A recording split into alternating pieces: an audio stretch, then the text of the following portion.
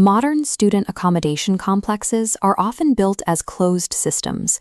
Keycard access points, overlapping camera grids, and reinforced perimeters are designed to ensure that every person entering the building is accounted for, and every exit is monitored. Yet, in this specific complex, a student vanished from his room without triggering a single sensor or leaving a trace on the surveillance logs. There were no signs of a struggle and no evidence of a breach from the outside.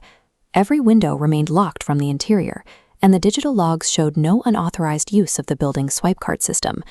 The security was intact, which led investigators to a singular, unsettling conclusion. Whatever happened to Daniel took place entirely within the building's own secure perimeter. In February, 21-year-old Daniel moved into the complex. As an international student arriving in Adelaide for the start of the semester, he was focused on his transition to university life in a new country. During his first 2 weeks, Daniel's life followed a predictable pattern. His neighbors described him as hardworking and polite, a student who kept to himself and stayed on top of his coursework. His apartment was a standard unit, modern, functional, and situated in a high-density area close to the university campus. This routine ended abruptly in late February. Daniel began reporting a series of incidents inside his room that he couldn't explain. At first, Daniel relied on the building's reputation for safety to dismiss these events. He assumed there was a logical reason for the anomalies, unaware that the security he relied on was masking an escalating situation. Daniel told his friends that someone was entering his apartment while he was away at class. He found his textbooks moved from his desk to the floor. On several occasions, he returned to find his laptop sitting on the kitchen counter, instead of the bedside table where he had left it. The incidents soon happened while he was inside the unit. He reported the lights in his living area switching on and off in the middle of the night. Building management checked the surveillance footage for the hallway. Daniel's door was directly in the line of sight of 2 different cameras, yet the recordings showed no one entering or leaving his room during those times. This left investigators with a difficult choice. They had to decide if Daniel was experiencing a personal crisis or if there was a way to bypass the building's monitoring system that they didn't yet understand. On his final night in the building, the city was in the middle of a heavy rainstorm. It was shortly after midnight when the final sequence of events began.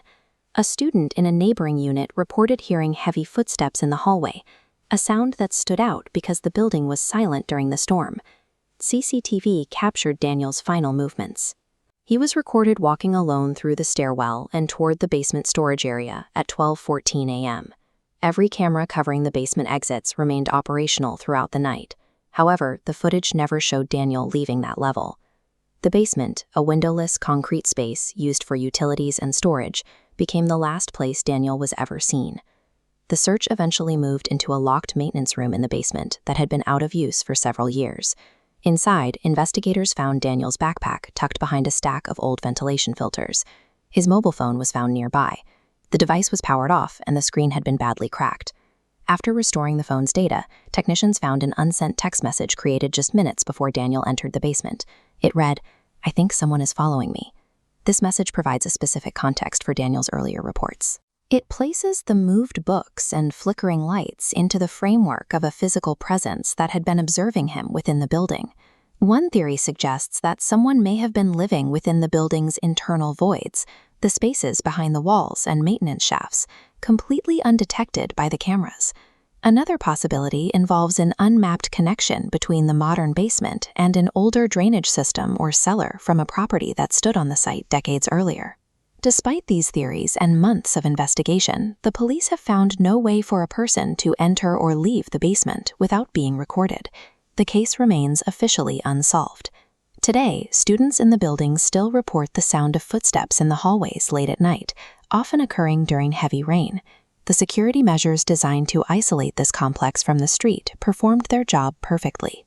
But for Daniel, those same reinforced doors and monitored exits meant that once he entered the basement, the perimeter that was supposed to protect him became the boundary he could never cross.